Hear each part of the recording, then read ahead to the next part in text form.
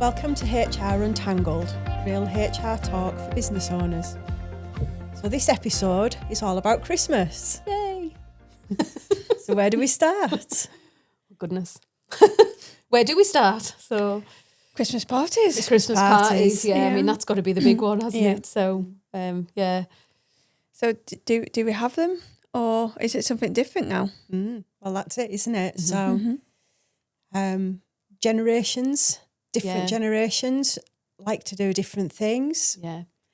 Younger generation maybe are more after the experience rather than just having a party where they can get drunk. Yeah. There's definitely a different in trends. We read an article actually where I think it was something like 68% of people under 40 don't want a Christmas party or want something in the afternoon. They don't just want sort of a meal out and a booze up.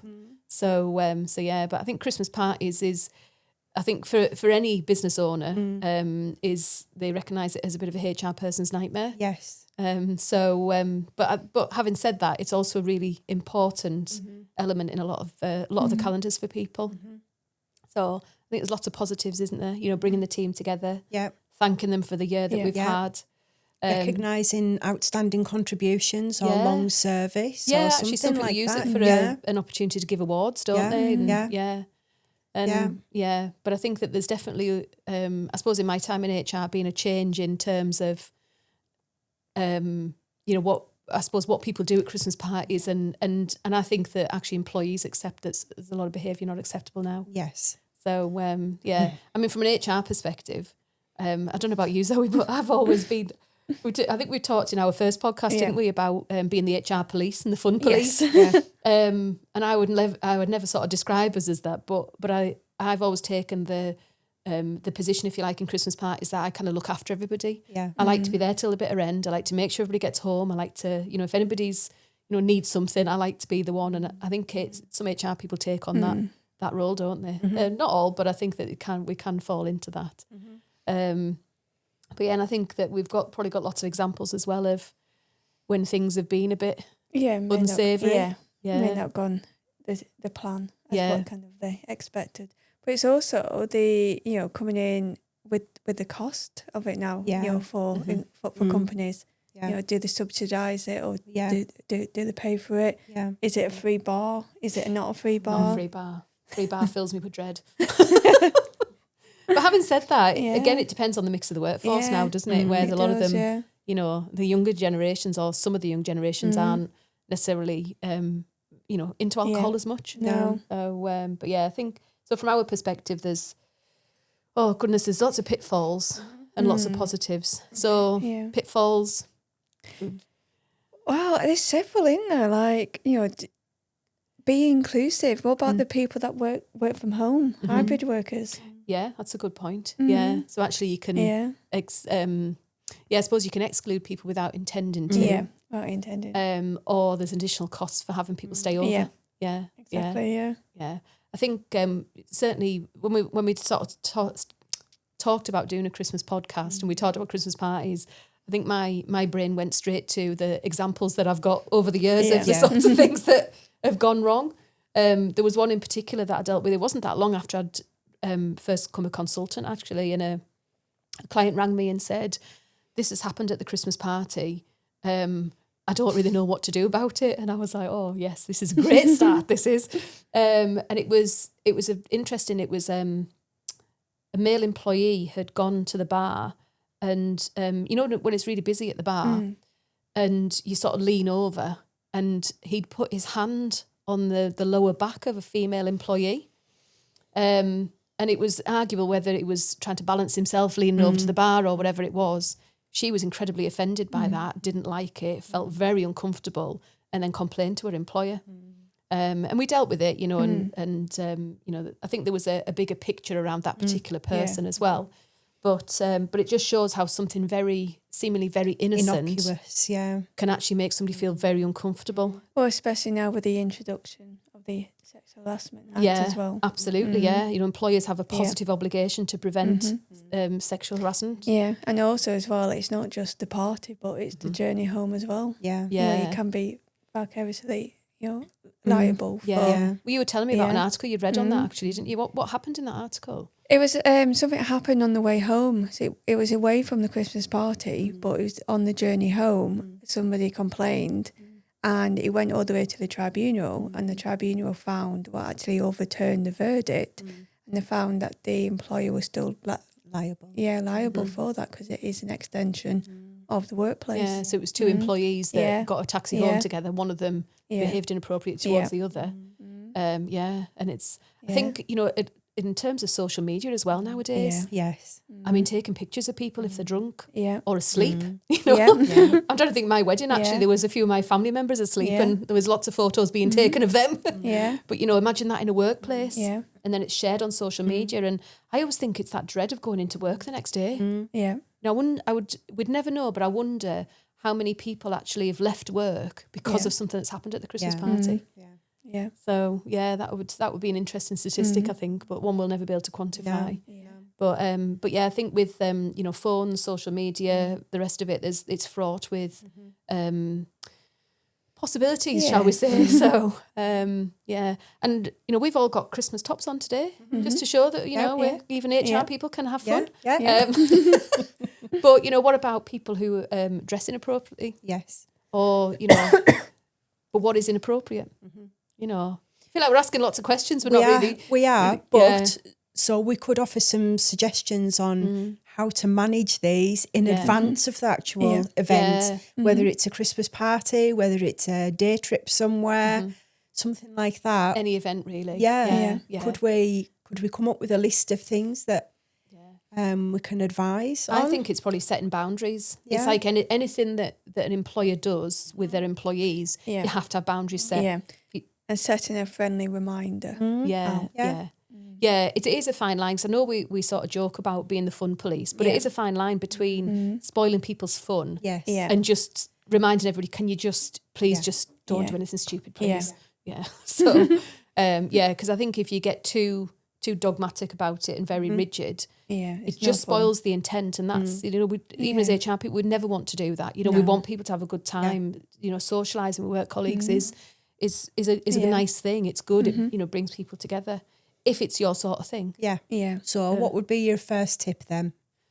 First tip for me would be probably just to send out something to say, this is what we're doing.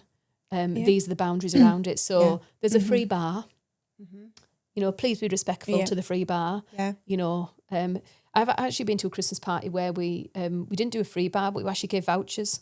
So you could almost kind of, you're still doing a really nice thing, but you're not controlling. You're not saying, if you're too drunk, we won't give you a drink. So, you know, you've got 4 or 5 drinks and that's it. So it's a way of kind of managing it without being very negative about it. So I think that for me is a first thing. Just give some guidance. And I guess it may be giving an employee somewhere to, you know, if they've got any issues or any concerns, this is where you go. So sending out an invitation. Can you include the rules on the invitation? Well, we wouldn't call them rules, but we could call them friendly reminders. Boundaries. We'll have boundaries at our Christmas party. So the first thing, which I think you've already touched on, is invite everybody, irrespective of whether they are in the office or remote, irrespective of their religion. And I think where we are in the, you know, the geographical area here, we're probably very heavily weighted towards Christmas, whereas that Christmas is not in everybody's schedule, is it? And nor should it be if that's not, you know, it's not part of your world. So I guess it's how we manage that, and that falls into the workplace as well in terms of Christmas close downs. You know, how are they managed for each member of your team? You know, do you know each member of your team? Do you sort of imposing something? So that's, but certainly being inclusive. And I think about the location as well, because we all know Cumbria is probably quite tricky to get a more central location. There's always going to be travel involved somewhere, isn't there? So would arranging travel home be a good plan? It's an option, isn't it? I think it is, I think my reservation with that is about the cost for employers and it becoming a big thing. You know, I think that whilst we've got an obligation to look after our employees, they're also adults. And they've got an obligation to look after themselves. You've got young workers, you know, people who are maybe apprentices, young apprentices, you might take a slightly different view with them. More pastoral sort of view. But I think it's being clear as an employer what what your boundaries Yeah. are in terms of what you can realistically achieve or not. Yeah. So, for example, we're going out for Christmas. Yeah. So we're going to go out. We're going to go out for a meal because that suits us. Yeah. No offense, but I don't particularly want to get, into like a a nightclub. dance. Yeah. Well, we might go. You never know. But I wouldn't expect that. To organise a lift home for you. Yeah. No. You're adults. You can do Yeah. that and expect you to behave reasonably, Yeah. which I know you will. Yeah. I might not, but no. I will. But in fact, that's a good point. I've actually got a couple of examples where I've seen Christmas nights out where actually the person who owns the company is in the worst state behaviour. than everybody, and the employees are looking after them. Yeah. So employees listening to this might think, okay, yeah, I remember that. I remember that person. So it's so that's a bit of maybe a hint for business owners of think about your reputation in the business as well. Yeah. It's your employees' party, but a positive element of that is it then shows that they're human as well. Well, yeah, that's it. But again, it's like with anything. There's people have got different limits and different boundaries. Yeah. But I wouldn't expect you to come out for a Christmas meal with me and have to sort of carry me home. If you do, then but we probably would. You won't need to. You won't need to. But yeah, you probably would, but you won't need to. But then it's like what? Yeah.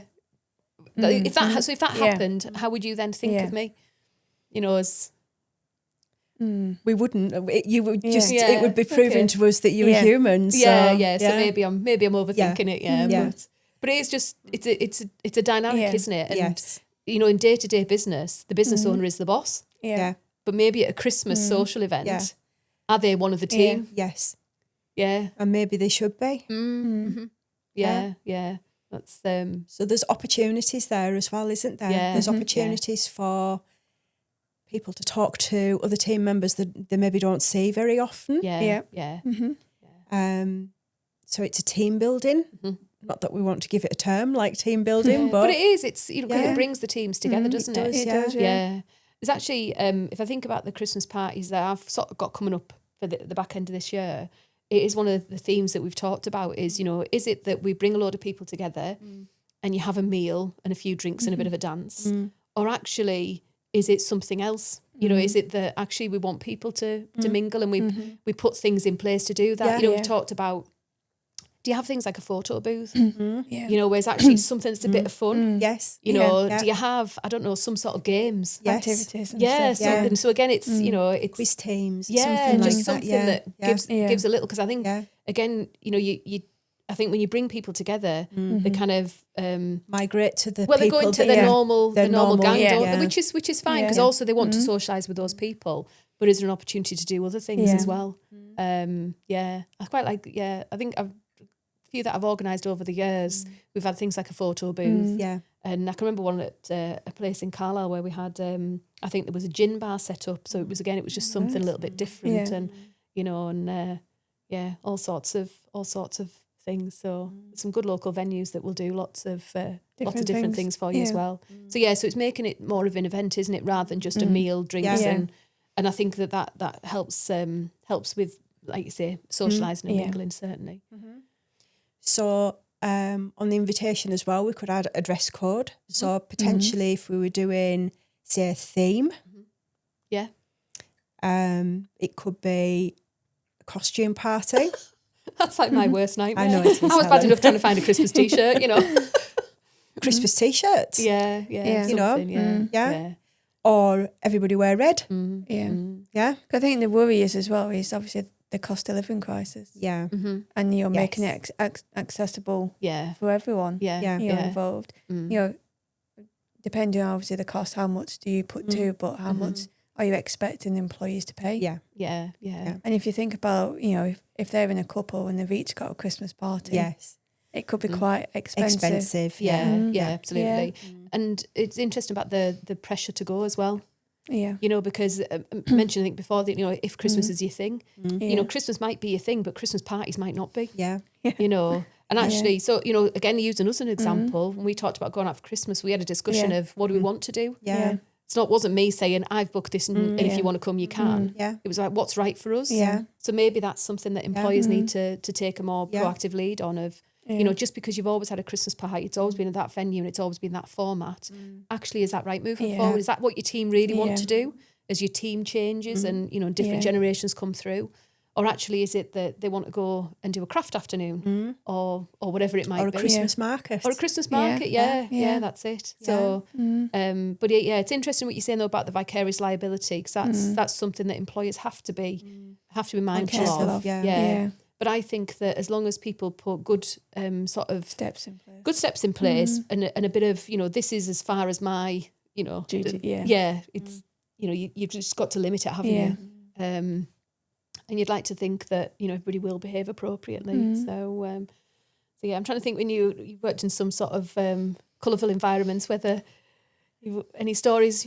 We didn't attend the Christmas party. It's probably too. I don't think they had one, you know. No, which is quite bizarre, really. Previous places, they've all been good. Obviously, you always have the moans of where we're going to hold it in Cumbria because it is a Cumbria-wide firm. Yeah. You're never going to please everyone. No. And that's the thing with Christmas parties, unfortunately. You know, there might be somebody left behind working. You know, if you're kind of an employer that operates 24/7 or operates in the evening. Yeah, because actually not all places can close. Yeah. Then what happens? Yeah. Because actually the Christmas closure, I've generally worked in businesses where we've closed for Christmas, and it's usually about a week to a week and a half, depending on how it falls. And I've found that in that run up to Christmas, there's a lot of tension in the business. Yeah. People are quite, you know, nippy at each other, and it's a tense time. Yeah, it is. It's the stress of they're trying to prepare for their own family Christmas, as well as trying to get as much work done as fast as they can before it shuts down. Before we shut down for the Christmas period. So and then it's I suppose there's that, and then there's a bit of people have the time off over Christmas. Yeah. And then you come back into the year. It's almost like a marker of the close of the year, I think, of, you know, let's move on. Okay, we've got that. And we're in, beginning of November now. I'm already thinking of Christmas saying, I'm ready. I'll be ready for a week off for Christmas, thank you. Yeah. And then, you know, have a bit of downtime. And then January, then we go off and on to another year. But not everybody's work's like that, is it? No. You know, you mentioned about factory workers, actually. Yeah. You know, some factories don't close at all. No. In fact, don't close ever, even on the working day, you know. So, and I guess how you manage that with people. The emergency services as well. Yeah. Absolutely, yeah, goodness, yeah. And actually they'll be busier over Christmas. Yeah. Yeah. Actually, it's all the drunk people from the Christmas parties. Yeah, well, do you know, there was, but I went to the gym that I go to. I used to train with a police officer. She's not there now, but she used to, and I was talking to her over Christmas, and I said, oh, you're generally busy? And she said, yeah, I work all over Christmas. And I said, why is it so busy? You know, being a bit naive of why is it so busy? Because you think Christmas is a nice time and people are doing nice things. And she said, no, it's just it's families getting together. They have too much to drink and it all comes out. And I was like, okay. But it's a bit like that at work, isn't it? You know, you know, you kind of hold it in all year sometimes. Yes. You have a couple of pints and then before you know it, it's coming out and it's been able to deal with that. And I think that's poor behaviour then, isn't it? So hopefully nipping that in the bud. So ideally what you want to do is manage any of those grievances before the Christmas party. If you know about them. If you know about them, Yeah, manage any of those before so that the Christmas party then is a chance to celebrate together. Yeah. What about Christmas decorations in the workplace? It's interesting. Yeah. Because it gets quite competitive. Yeah. Best dressed department. Yeah. Best dressed desk. Office. Yeah. Health and safety problems. Yeah. I actually used to work at health and safety. Yeah. Health and safety says no. I used to work at a business actually where I think if you plug too many fairy lights in, it used to trip the electrics. Yeah. You know? So it's you know that's I've worked somewhere and we did like the different officers did a competition. Yeah. But it got really competitive. Really. You know? There were 10-foot blow Santas being brought in. Your desks were being wrapped. We had fake snow being blown out in the office. Oh my God. Yeah, it got very... I think even someone turned off the computer and made that into like a log, like a fireplace. Oh, really? You know, like a screen... Or like a screensaver thing, yeah. Yeah, so it got quite competitive. Yeah. Productivity go down in that workplace at that time? Potentially. But also as well, you got to think about those who don't celebrate Christmas. Mm-hmm. You know, there might either be their personal reasons or religion. Yeah. So how we are accommodating those individuals as well, Yeah. and being mindful. It's a real fine balance, isn't it? And definitely about knowing your team. Yeah. You know, because some people, even if they don't celebrate Christmas, they're quite happy to take be part. involved. Yeah. But it's very much about knowing your team, knowing your audience, isn't it? Yeah. But also, you know, some people, there might be an upsetting time at Christmas for them. It's about being mindful for those. Yeah. Yeah, goodness, it's hard employing people, isn't it? It is. Yes. Because there's so much. I suppose Christmas is one of those times where it's very much your personal coming into your work life if you choose to do that. Yeah, and like you say, depends what Christmas is like for you. Yeah. Yeah. But also as well, we should be managing those employees. Are they fit to come into work after the Christmas party? Yeah. Alcohol and drug testing. Mm-hmm. Yeah. I mean, goodness, would you do that after the Christmas party? That would... Well, it depends what type of industry you're in, though, isn't it? Well, yeah, absolutely. Yeah, absolutely. Is it health and safety? Are they a danger? And I suppose just generally, because, you know, we're talking very much about the workplace Christmas party, but what else are people doing? You know, and it's Christmas making sure that parties, people are fit for work. Definitely. Yeah. Yeah, that's, goodness, that's an interesting one, isn't it? Yeah. It's, And particularly if they use company vehicles. yeah. Yes, that's it's barely worth thinking about, is it? That some of the issues that. But having said that, again, you know, we move back to employees are adults; they're responsible for their own behaviour. Yeah. You're driving the next morning, then you take appropriate action, don't you? Yeah. So that'll bring us then to the dreaded Secret Santa. I hate Secret Santa. We're not doing Secret Santa, by the way. Okay. Do's and don'ts for Secret Santa. Oh my goodness. I've got one. Go on. Do set a limit. Yes. As in what sort of limit? A price limit? Or how much to spend? Yeah. A $5, a tenner, something like that. Mm-hmm. Okay. It takes away the competition. It makes people think more creatively. Yeah. Mm-hmm. But then the other side to that is don't be too creative because you don't want to offend anybody. Yeah. Mm-hmm. I'm thinking about some of the things I've seen over the years, like the Borat Mankini. Yes. We've had an inflatable Zimmer frame that actually happened to go to one of our older team members who took it in good spirits, but might not have done. But might not have done. Yeah. So, that's hilarious. And mugs that are made with slogans on for particular people. yes, or shaped. Yeah. Shaped mugs. But then also as well, some people, you always get the one person who forgets. Mm. So you kind of have to have like a backup gift. It's do. usually HR that has to have the Yes. backup Yeah, gift. the HR's there to solve the problem. It's And like the- when your kid turns up to a party without a gift. And the communal wrapping paper. Yes. Yeah. HR always looks after that as well. Yeah. Yeah, HR's just like a parent role, isn't it? Yeah, It is, at yeah. Christmas, Yeah, I'd forgotten about Secret Santa. Yeah. That's it's never something that I've had some good Secret Santas, I have to I be have, honest. Yeah. I had one year, and again, very, very creative, and she'd essentially found lots of different baubles, all for under a $5, lots of different baubles, whether it be like a tree bauble or whether it would be a little sweet or something like that, and she'd package them up lovely in a little basket. Oh, nice. Yeah. That's very thoughtful. Yeah. Personally, I find Secret Santa really stressful. Yeah, Because I completely overthink what I've got to buy that person, and then I'm like, I've only got a $5. What can you get for a $5? What are they gonna think of me? Yeah, that's my worry. Yeah. It's secret, but I'd still be, It's never secret though, is it? No, it's not. Everybody knows. Yeah, it's never secret. Particularly when you get the people that then go, oh, no, can we put that one back in, please? I don't want that person. Yeah. God. The rule is if it's yours coming back to you, then you put it back in. Yeah.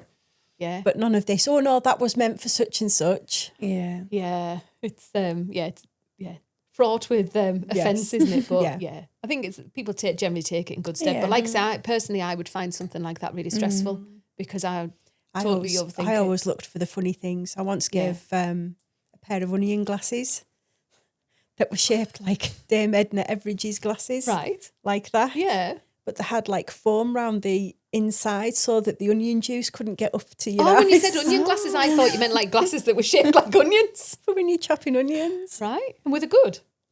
I don't know. I didn't get them. I bought them for the Secret So you didn't Santa. even get any feedback? No. I've no idea. Onion glasses. I need to look for them. Yeah. I didn't even know that was a thing. I thought literally when you said onion glass, I thought you were like being funny with like, No, and I was that. like, why would you do that?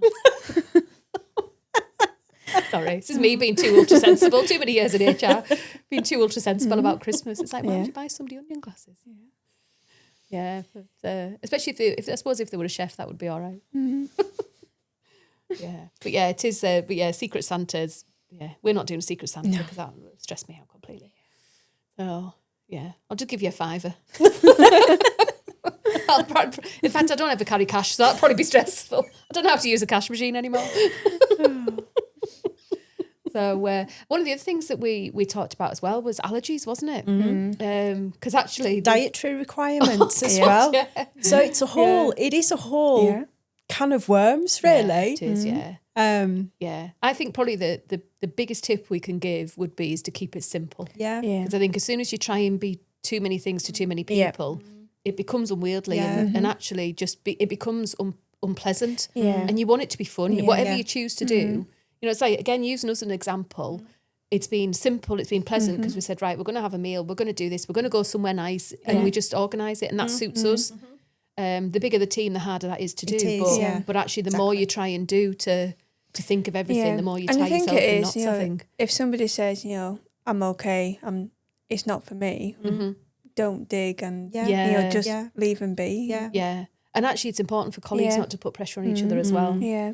You know, because that's that you see that. Why are you not coming? Yeah. You know, are you on the list for the Christmas party and you're going to keep saying no? Yeah. Or are you on the list for the Secret Santa? No, it's not my thing. Oh, don't be boring. Yeah. You know, it is. It's So I suppose as a business owner and even as HR people, it's keeping a watchful eye over that sort of not behaviour so much, but just that kind of vibe, if you like. Peer pressure. Yeah. And just, again, just being, it probably is a time where we turn up the police dial a little bit. Yeah. And, you know, we're not there to please people, but actually we're there to look after people.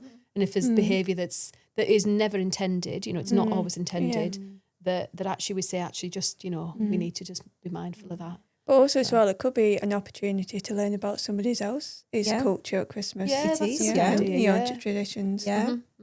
Learn about, you know, what they do for Christmas, how they celebrate it, if they have any traditions as well. Yeah, that's a good idea. And I suppose there's different things throughout the year as well with different cultures that are interesting. Yeah.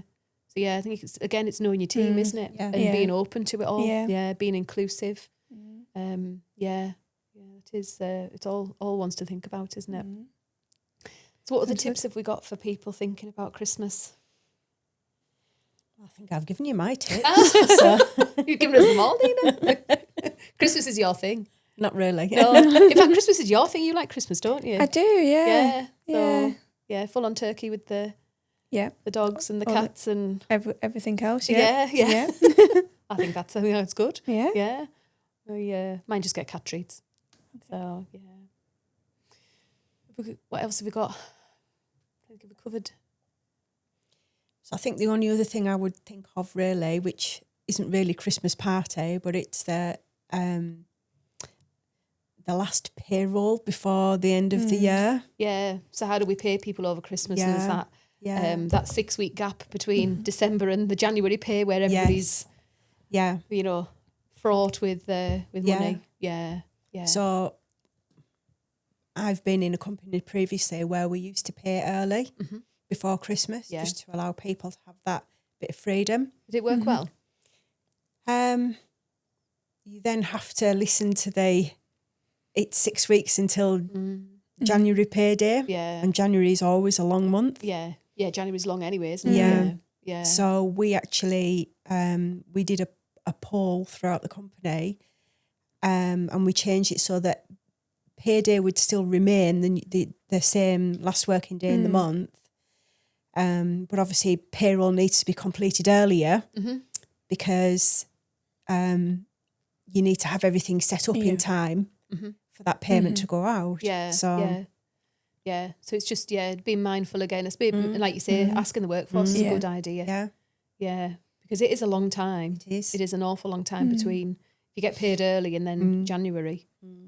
That is. I suppose if you've got two incomes in the house, it's maybe not as bad.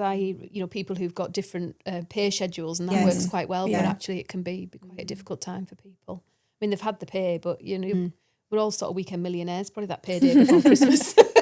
We'll go buy the 10-foot blow-up Santa or whatever it is. In fact, I saw somebody buying one of those yesterday. In fact, I don't even think it was a 10-foot Santa. It was the only thing he had in his trolley, and it was whatever it was huge. It was one purchase, and he was going through the till. But it was, I think wasn't those massive Christmas baubles. I don't know what it was. Blow-up It was in a box. But it looked like he needed a van to take it, whatever it was. It was him and his son, and I thought, I bet they're going to have a great time this afternoon. But so great. Or is there anything else that we should cover? No, I don't think so. No, I don't think so. Okay. We could come up with a list of rules, but we don't want to. We don't want to do that. Because we don't want to be the fun police. No. Yeah. Keep it simple. Keep it relaxed as you can. Yeah. Be mindful of your audience. And remember that HR are Santa's elves. Santa's elves, yeah.